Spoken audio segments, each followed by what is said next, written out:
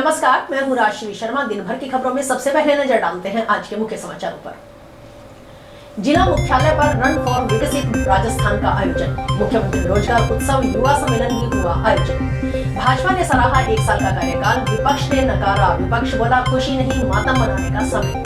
बेवकूफ हुए बदमाश, आटा चक्की की दुकान से गल्ला उठाकर भागे 3 युवक। रेलवे के खाली क्वार्टर बने नशेड़ी प्रवृत्ति के लोगों की शरण स्थली। पहले दिन 100 विशेष योग्यजनों को सहायक उपकरण वितरित। 3 दिवसीय निःशुल्क विशेष योग्यजन सहायक उपकरण वितरण शिविर शुरू। और अब समाचार विस्तार से। राज्य की भजनलाल सरकार के 1 वर्ष पूर्ण होने के उपलक्ष्य में जिला प्रशासन की ओर से आयोजित किए जाने वाले कार्यक्रमों की शुरुआत गुरुवार की सुबह 8 बजे जंक्शन स्थित राजीव गांधी स्टेडियम से रवाना हुई रन फॉर विकसित राजस्थान के साथ हुई। इसके बाद सिविल लाइन स्थित नगर परिषद के सामुदायिक भवन में युवा सम्मेलन मुख्यमंत्री रोजगार उत्सव का कार्यक्रम हुआ।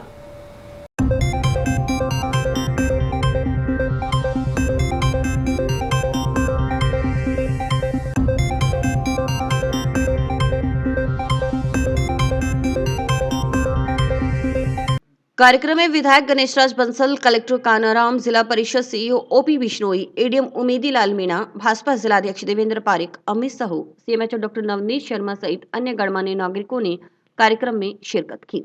कार्यक्रम के दौरान राजकीय सेवाओं में जाने वाले जिले के 250 लाभार्थियों का सम्मान किया गया। इसके अलावा बालिकाओं को स्कूटी व साइकिल का भी वितरण किया गया। 6 बालिकाओं को काली बाई भील मेधावी छात्रा स्कूटी योजना के तहत स्कूटी का वितरण हुआ।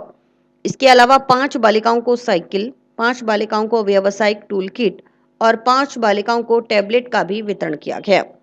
राज्य स्तर पर सम्मानित 5 खिलाड़ियों के अलावा जिला स्तरीय दौड़ प्रतियोगिता में विजेता रहे 6 प्रतिभागियों को अतिथियों की ओर से पुरस्कृत किया गया।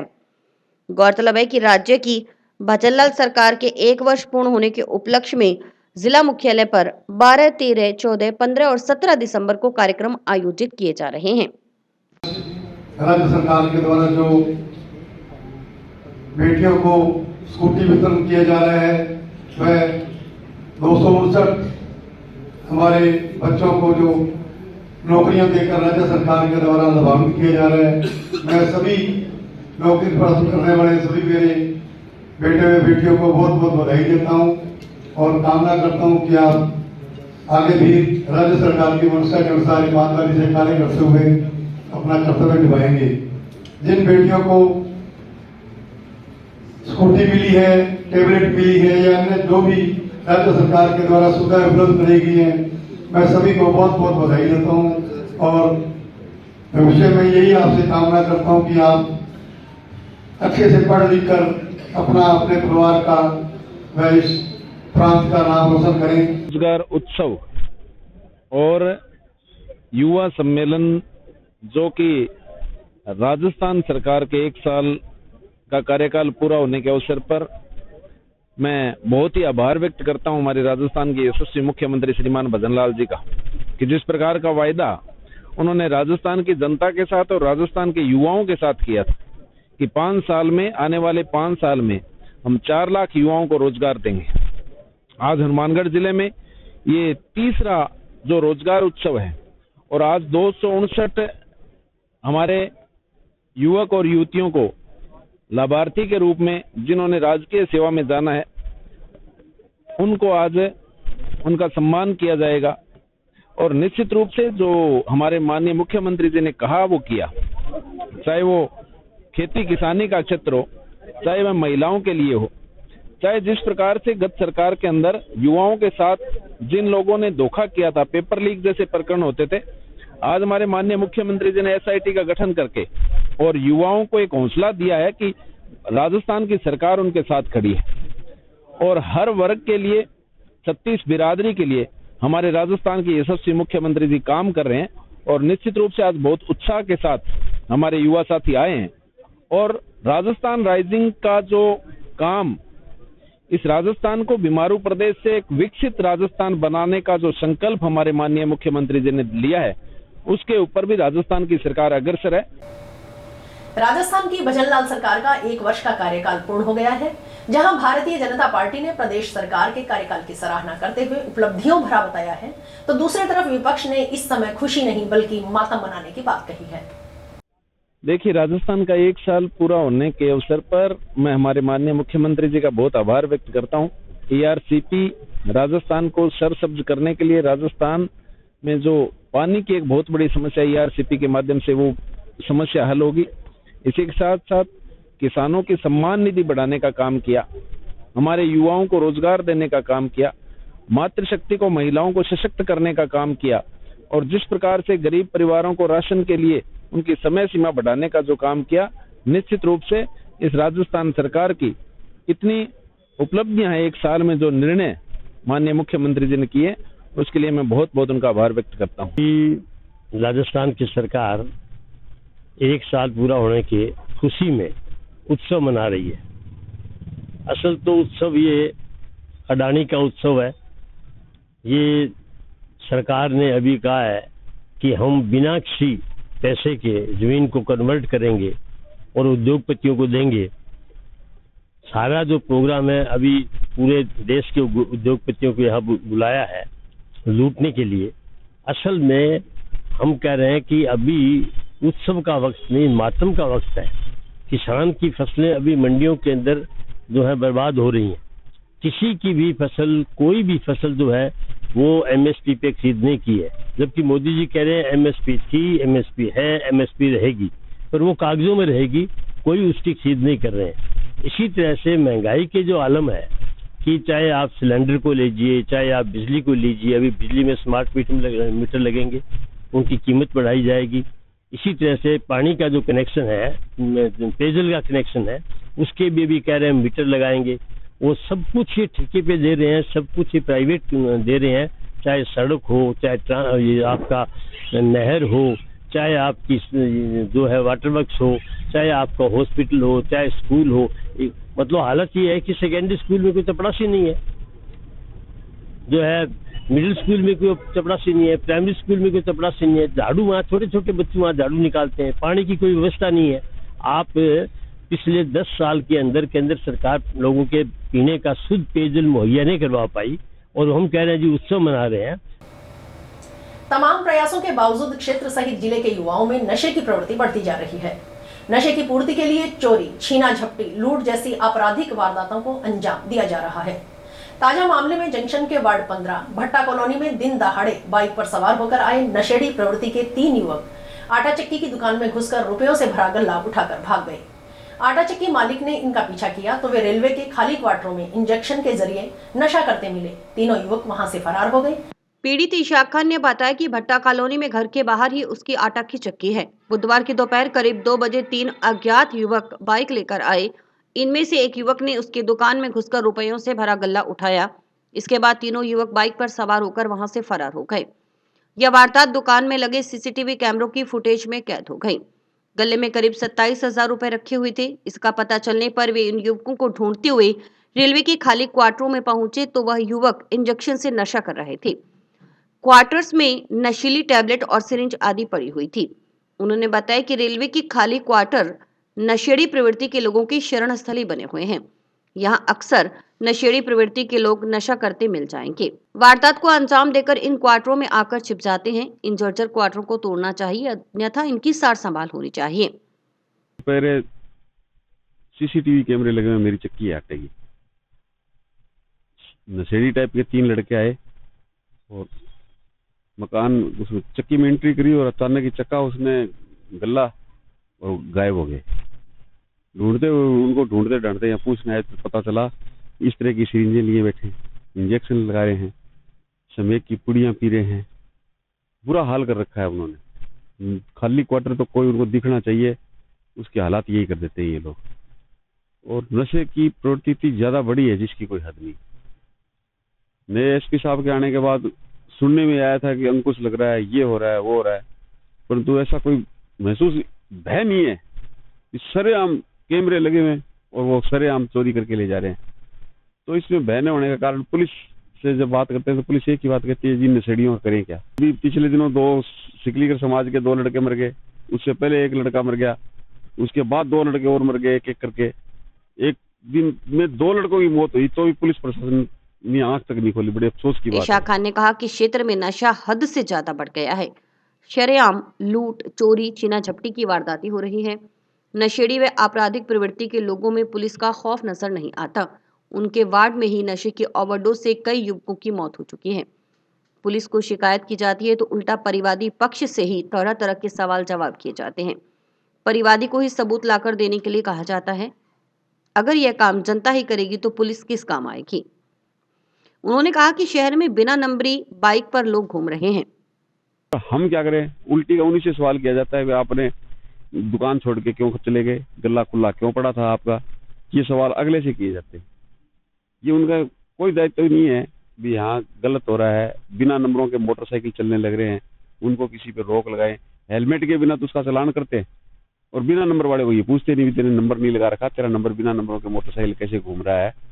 या घर वाले उसके नहीं पूछते भी हम बिना नंबर का मोटरसाइकिल लेके हमारा छोरा कहाँ घूम रहा है। उसके घर वाले इन्वॉल्व है। मेरा ये मानना है कि अगर बिना नंबरों का मोटरसाइकिल लेके मेरा बच्चा निकलता है तो मेरे को पता है कि मेरा बच्चा कोई ना कोई गलत काम कर रहा है, परंतु उस पर कोई रोक ही नहीं है, अंकुश ही नहीं है। उनका बाय द वे चालान होना चाहिए। और मेरी तो एसपी साहब से विशेष करके डिमांड है कि जो नशा प्रवृत्ति के व्यक्ति हैं, जिनको एक बार पुलिस थाने आना पड़ गया, उनकी फोटो खींची हुई होनी चाहिए और पुलिस स्टेशन में लगी होनी चाहिए, ताकि कोई फरियादी जाए तो फौरन पहचान लेगी ये आदमी था जो मेरे साथ वारदात करके गया। तो ऐसा कोई व्यवहार ही नहीं है पुलिस स्टेशन में, कोई फोटो कोई उनको पहचानने की कोई व्यवस्था कुछ नहीं है। तुम ही लाओ, पकड़ के देखना है तो तुम बताओ तुम्हारा सामान चोरी करना है, फिर पुलिस किस काम की। वहीं इशाक खान ने कहा कि यह बात नहीं कि कार्रवाई नहीं होती, कार्रवाई रोजाना हो रही है, लेकिन नशा इतना फैल चुका है कि यह कार्रवाइयां कोई मायने नहीं रखती। नशा बेचने वाले ही नशा बंद करवाने की मांग को लेकर ज्ञापन सौंपने प्रशासन और पुलिस अधिकारियों के पास पहुंच रहे हैं। पुलिस भी इस बात से वाकिफ है कि कौन नशा बेचता है और कहां का बिक रहा है। पुलिस भी इन पर हाथ डालने से बचती है, क्योंकि नशेड़ी प्रवृत्ति के लोगों को थाना में रखना आसान काम नहीं। ये कार्रवाई हो रही है, अखबारों में रोज पढ़ रहे हैं, इसमें कोई तो राय की बात नहीं। एसपी साहब की बात को मैं इग्नोर नहीं करना चाहता, परंतु नशा फैल इतना गया कि उनकी कार्रवाई कोई मान्य नहीं हो रही। नशा, अब मैंने कल एक अखबार में पढ़ा था कि नशे के खिलाफ ज्ञापन देने आए लोग, नशा बेचने वाले नशे के खिलाफ ज्ञापन देने आए। बड़ी गुर्जे की बात है यार। और ऐसा बात नहीं है कि पुलिस को पता नहीं है नशा कहाँ बिक रहा है, पता है पुलिस को, परंतु वो ये कहती है इसके 1-2 ग्राम का हम क्या मुकदमा बनाए, इनको पकड़ के ले जाए तो इनको कहाँ रखें हम। राजस्थान प्रदूषण नियंत्रण बोर्ड ने हाल ही में एक एमनेस्टी स्कीम लॉन्च की है। इसमें विभिन्न उद्योग जो लाल, ऑरेंज और हरित श्रेणी में सूचीबद्ध है और अब तक स्वीकृति नहीं ले पाई हैं, उन सब उद्योगों को 2 माह का समय दिया गया है। यह योजना 1 दिसंबर से 29 जनवरी तक रहेगी। इस योजना के अंतर्गत इस एमनेस्टी स्कीम में जो भी उद्योग आवेदन करेंगे उनके लिए पेनल्टी माफ रहेगी। प्रदूषण नियंत्रण बोर्ड के क्षेत्रीय अधिकारी ने बताया कि अब तक कुल 4 आवेदन प्राप्त हो चुके हैं। 50-60 आवेदन प्राप्त होने की उम्मीद है। उन्होंने बताया कि इस स्कीम का उद्देश्य है कि जो उद्योग जागरूकता के अभाव या अन्य कारणों के चलते प्रदूषण नियंत्रण बोर्ड से स्वीकृति नहीं ले पाए हैं, उनको सम्मति प्रक्रिया में लाना, पर्यावरण नियमों में जागरूकता फैलाना, ताकि यह उस नियम और सम्मति की प्रक्रिया में आ सके। जितने भी उद्योग संचालित हैं, उनके संगठनों के माध्यम से इस स्कीम का प्रचार प्रसार किया जा रहा है। राजस्थान प्रदूषण नियंत्रण बोर्ड ने अभी हाल ही में एक स्पेशल स्कीम लॉन्च की है, जिसमें विभिन्न उद्योग जो लाल, ऑरेंज और हरित श्रेणी में सूचीबद्ध है, जो अब तक सम्मति नहीं ले पाए, उन सब उद्योगों को 2 महीने का समय दिया है। 1 दिसंबर से 29 जनवरी तक ये योजना रहेगी। इस योजना के अंतर्गत इस एमनेस्टी स्कीम में जो भी उद्योग आवेदन करेंगे उनको गैप पीरियड में, इतने सालों से उद्योग बिना सम्मति के चल रहे थे, उस सब से इनको छूटिया मतलब इनके पेनल्टी माफ रहेगी। तो इस स्कीम का उद्देश्य यही है कि जो उद्योग जागरूकता के अभाव में कहें या जिनके और कोई कारण रहे होंगे, इस वजह से ये प्रदूषण नियंत्रण बोर्ड से सम्मति नहीं ले पाए, उनको सम्मति प्रक्रिया में लाना। दूसरा, पर्यावरण नियमों में जागरूकता फैलाना, और ताकि ये उस नियमों में आ सके और सम्मति प्रक्रिया में आ सके। पहले स्कीम जो लॉन्च की थी प्रदूषण नियंत्रण बोर्ड में, उसमें लाल श्रेणी को नहीं डाला था, लेकिन इस बार सरकार के विशेष प्रयास है कि उद्योगों को अधिक से अधिक इसमें जागरूक करके इस प्रक्रिया में लाना। इस बार इसमें लाल श्रेणी के उद्योगों को भी शामिल किया है। हालांकि जानकारी के मुताबिक मैं ये कहना चाहूँ, लाल श्रेणी वाले उद्योग ऐसे बिना संचालन सम्मति के कोई भी संचालित नहीं है, तो उनको प्रदूषण की श्रेणी सबसे उच्च होने की वजह से सम्मति प्रक्रिया से निकलना पड़ता है और इनकी जानकारी रहती है उनको, तो वो परमिशन लेके चला। जंक्शन की दुर्गा मंदिर धर्मशाला में गुरुवार को 3 दिवसीय निःशुल्क विशेष योग्यजन सहायक उपकरण वितरण शिविर शुरू हुआ। यह शिविर श्री हरिनारायण सेवा समिति रायसिंह नगर एवं श्री दुर्गा मंदिर एवं धर्मशाला न्यास के तत्वावधान में जिला प्रशासन, जिला विकलांग संघ एवं श्री भगवान महावीर विकलांग सहायता समिति जयपुर के सहयोग से आयोजित किया जा रहा है। पहले दिन करीब 100 विशेष योग्यजन शिविर से लाभान्वित हुए। शिविर में जयपुर से श्री भगवान महावीर सहायता समिति की टीम सेवाएं दे रही है। शिविर में पहले दिन टीम की ओर से जरूरतमंदों को कृत्रिम पैर, कृत्रिम हाथ, कैलिपर, बैशाखी, ट्राईसाइकिल, व्हील चेयर, कान की मशीन और वॉकर का वितरण किया गया। इसके अलावा मेडिकल बोर्ड की ओर से विशेष योग्यजन चिकित्सा प्रमाण पत्र, निःशुल्क यात्रा के लिए रेलवे पास व रोडवेज पास बनाए गए। आयोजकों की ओर से विशेष योग्यजनों और उनके परिजनों के लिए भोजन आदि की निःशुल्क व्यवस्था शिविर स्थल पर की गई। इसमें स्थानीय संस्थाओं ने भी सहयोग किया। श्री हरिनारायण सेवा समिति रायसिंह नगर के पदाधिकारियों ने बताया कि समिति की ओर से अब तक इस तरह के कई शिविर रायसिंह नगर में लगाए जा चुके हैं, लेकिन इस बार समिति की ओर से श्री भगवान महावीर विकलांग सहायता समिति जयपुर के सहयोग से हनुमानगढ़ में शिविर लगाया गया है। जी, हमें साइकिल के बगैर बहुत परेशान थे और आज हमारे को साइकिल सही मिली है जी, और इससे अपना पूरा फ्री अपना रोजगार चला लेते हैं जी, और हमें सही है जी। ये पैर हम लगवाने आए जी, मेरे 14 साल पहले चोट लगी थी जी, ऊँट गाड़ी में लग गया था, उस गाड़ी से मेरा पैर कट गया था जी। उसके बाद में मैं कैंपों में 1-2 कैंपों में लगवाया पैर, अभी फिर लगवाने आया हूँ। तो ये दिक्कत आ गई थी पैर में, फिर मतलब पैर लगवाना बढ़िया, चलने फिरने में कोई दिक्कत नहीं और बढ़िया आपका टाइम पास हो रहा है जी। वैसे भी इन्होंने जो कृत्रिम अंग लगाना शुरू किया है उस हिसाब से हमारे बहुत माल की कृपा से इन्होंने सहयोग दिया है। ये संस्था वालों को पैसे लिए? नहीं, अभी तक अपने से नहीं कभी। हमारा ओम देवी नाम है, हमें बहुत अच्छा है, साइकिल मिल गया, मैं परेशान को नहीं हुआ, बहुत अच्छा है। 2 साल हो गए, तुरने फिरने की सभी दिक्कत थी, बहुत अच्छा हो गया। दुर्गा मंदिर धर्मशाला न्यास में हरिनारायण सेवा समिति और रोड वंश सभा समिति और महावीर विकलांग सेवा समिति की तरफ से ये निःशुल्क दिव्यांग जनों के लिए कैंप लगाया गया। ये 3 दिन चलेगा, 12, 13 और 14। तो हम सब लोगों से निवेदन करते हैं कि इस कैंप में आएं और ज़्यादा से ज़्यादा दिव्यांग लोग आके इस कैंप का फायदा उठाएं। समिति की तरफ से रहने की व्यवस्था, खाने पीने की और भोजन की सब निःशुल्क की गई है और यहाँ की संस्थाएं भी हमारा खूब सहयोग कर रही हैं। जंक्शन में आरसीपी कॉलोनी में सिंचाई विभाग के कर्मचारियों के लिए बने सरकारी आवासों में अवैध रूप से कब्जा कर रह रहे लोगों की ओर से विद्युत चोरी करने की शिकायत के बाद हरकत में आए जोधपुर डिस्कॉम के अधिकारियों ने गुरुवार को मौके पर पहुंचकर अवैध रूप से बिछी विद्युत तारें हटाने की कार्यवाही शुरू की। इस दौरान सरकारी आवासों में मिले लोगों को भविष्य में विद्युत चोरी करते पाए जाने पर मुकदमा दर्ज करवाने की चेतावनी दी गई। जोधपुर डिस्कॉम की सहायक अभियंता सतर्कता पुष्पेंद्र सिंह ने बताया कि सर्किल ऑफिस से जानकारी मिली कि जंक्शन में आरसीपी कॉलोनी में बने सिंचाई विभाग के क्वार्टरों में अवैध रूप से कब्जा कर रहे लोग बिना किसी वैध कनेक्शन के बीच आपूर्ति का इस्तेमाल कर रहे हैं।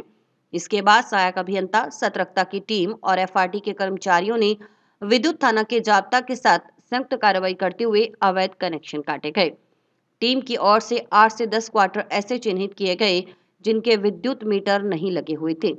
कई क्वार्टरों पर ताले लगे हुए मिले। मुख्य रूप से वीसीआर भरने की कार्रवाई तो पूर्णतः नहीं की जा सकी क्योंकि उनकी पहचान नहीं कर पाए, लेकिन अवैध रूप से जितनी भी विद्युत तारें क्षेत्र में बिछी हुई हैं उन सभी तारों को हटाने का कार्य किया जा रहा है। अगर भविष्य में भी विद्युत चोरी की जाती है तो वीसीआर भरकर मुकदमा दर्ज करवाकर आगामी कार्रवाई की जाएगी। आज सुबह हमें अपने सर्कल ऑफिस से इस प्रकार की जानकारी मिली कि आरसीपी कॉलोनी, जो ये आईजीएनपी कॉलोनी के नाम से भी यहाँ हनुमानगढ़ जंक्शन में जानी जाती है, यहाँ कई प्रकार से अवैध लोग हैं जिन्होंने यहाँ कब्जा कर रखा है, जो बिना किसी अवैध कनेक्शन के बिजली आपूर्ति का जो है इस्तेमाल कर रहे हैं। तो उसी के तहत जो सहायक अभियंता सतर्कता की टीम, उसके साथ में हमारे पुलिस थाने से, विद्युत थाने से हमने जाब्ता लेकर और एफआरटी के कर्मचारी, हनुमानगढ़ जंक्शन की टीम, सबने मिलकर एक संयुक्त कार्रवाई को अंजाम दिया यहाँ पे, जहाँ पे हमने कम से कम यहाँ पे 8-10 घर इस प्रकार से चिन्हित किए हैं जो जिनके यहाँ पे मीटर नहीं लगे हुए हैं, परंतु दौरान कार्रवाई कई घर ऐसे हैं जहाँ पे ताले लगे हुए हैं। तो मुख्यतः जो है जो VCR भरने की कार्रवाई तो पूर्ण नहीं की जा सकी, क्योंकि जो अब तक है हम उनकी पहचान नहीं कर पाए हैं। परंतु अभी एक बार जितने भी अवैध विद्युत तारें यहाँ पूरे क्षेत्र में जो बिछी हुई हैं, उन सभी तारों को हटाने का कार्य किया जा रहा है। समाचार अभी और भी है, देखते रहिए स्काई चैनल।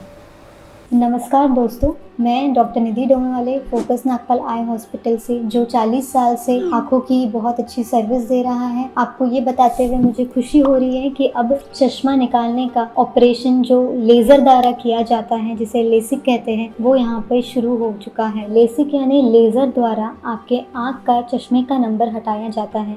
ये चश्मे का नंबर हटाने के लिए लेज़र किरणों का प्रयोग किया जाता है। हमारे यहाँ हनुमानगढ़ में आधुनिक तकनीक की मशीनें हैं जो FDA अप्रूव्ड है, जो आपकी आंखों के लिए बहुत सुरक्षित है। बिना नुकसान के आपका चश्मे का नंबर हट जाएगा। लेसिक ऑपरेशन से मरीज को घबराने की कोई ज़रूरत नहीं है, क्योंकि इस ऑपरेशन में आपको आँख में कोई टीका लगवाने की ज़रूरत नहीं है। हम आँख को एक ड्रॉप यानी एक दवाई के द्वारा सून करेंगे, उसके बाद आपका ऑपरेशन होगा, जो कि 10 से 15 मिनट में हो जाएगा। चलो आए, लेसिक ऑपरेशन के द्वारा अपनी नई ज़िंदगी की शुरुआत करें और चश्मा से मुक्त हो जाए। नोहर के चक राजासर में स्थित शमशान भूमि में ओवरफ्लो हो रहा टंकी का पानी परेशानी का सबब बना हुआ है।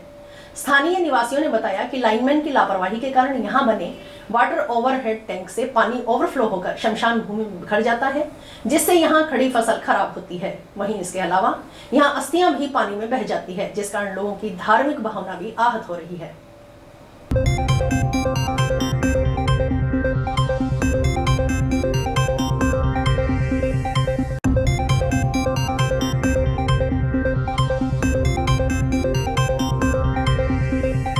को लेकर एकत्रित हुए हैं। काफ़ी समय से पेयजल व्यवस्था है जो चरमराई हुई है। हमने बार बार प्रशासन को निवेदन कर दिया, लेकिन फिर भी समय पर और पानी सप्लाई नहीं हो रही है। पानी व्यर्थ बह रहा है। टंकी पेयजल जल जीवन पेयजल मिशन के तहत बनी हुई है। ग्रामीणों को पानी समय पर नहीं मिल रहा है। एक हफ्ते पानी सप्लाई नहीं दी जा रही है। प्रशासन को बोलते हैं तो 2 दिन से व्यवस्था सही रहती है, उसके बाद वैसी व्यवस्था वापस वैसी हो जाती है। अब यहाँ आज रात को फुल पानी व्यर्थ बहा हुआ है। हमारे अंतिम संस्कार किए हुए हैं, पानी उसमें चला गया है। हमारी अस्थियाँ जो यहीं विसर्जन होगी है, विसर्जन करने से पहले ही ये पेयजल सप्लाई करने वाला व्यक्ति है जो बिना कोई व्यवस्था के पानी है व्यर्थ बहा देता है। इस कारण हमें भारी रोष है और हम आपके चैनल के माध्यम से प्रशासन से निवेदन करते हैं कि व्यवस्था को तुरंत ठीक कराए और पेयजल जो व्यर्थ बह रहा है उस पर रोक लगाए। और इस समस्या का समाधान नहीं होने पर हम उग्र आंदोलन की चेतावनी देते हैं। रोडवेज बस में सफर कर रहे बुजुर्ग यात्री की हनुमानगढ़ के नजदीक रास्ते में मौत हो गई। मृतक पंजाब के श्री मुक्तसर साहिब जिले का निवासी था। जंक्शन थाना पुलिस ने मृतक बुजुर्ग के शव को कब्जे में लेकर राजकीय जिला चिकित्सालय के मोर्चरी कक्ष में रखवाया।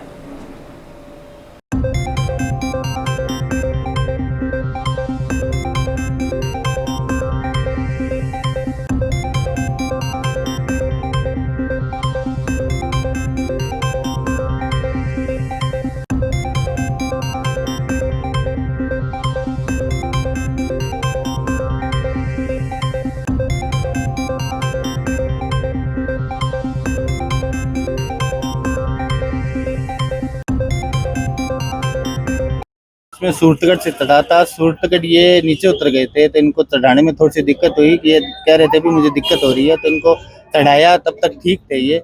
उसके बाद में इनको तकरीबन पीलीबंगा तक ठीक थे। उसके बाद में पता नहीं कब एक्सपायर हुए हैं।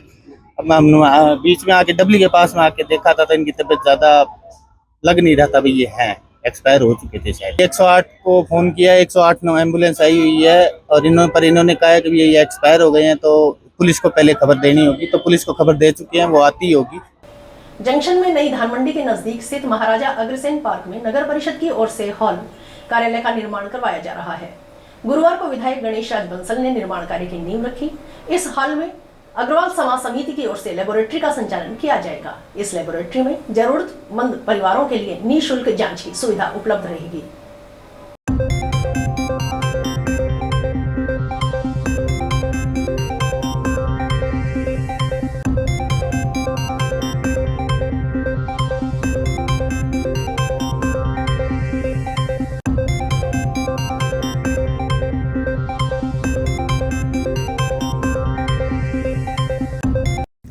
पार्क नई मंडी के सामने हनुमानगढ़ जंक्शन में नगर परिषद हनुमानगढ़ के द्वारा एक हाल, लैट्रिन व दफ्तर का निर्माण की नींव रखी गई है। इस महाराजा अग्रसेन पार्क में नगर परिषद के द्वारा हॉल निर्माण किया जाएगा, जिसमें अग्रवाल समाज के द्वारा लेबोरेटरी का निर्माण करके और मुफ्त संचालित की जाएगी, जो आम जनता को समर्पित की जाएगी। इससे क्षेत्र के ज़रूरतमंद परिवारों को, वन्य परिवारों को लेबोरेटरी का लाभ मिल सकेगा व स्वास्थ्य लाभ मिल सकेगा। आज हमारे एमएलए साहब के अथक प्रयास से नगर परिषद की ओर से शहर के लोगों की भलाई के लिए एक बहुत बड़ा कार्य किया जा रहा है पुण्य का, जिसमें खून पेशाब टेस्ट करने की लैब बनाई जा रही है। इस लैब बनाने के कार्य में सभापति श्री स्मित रेणुआ और सुभाष जी बंसल का बहुत ज्यादा हमें सहयोग मिला। और इसी के साथ समाचार समाप्त हुए। रोजाना देखते रहिए समाचार। नमस्कार।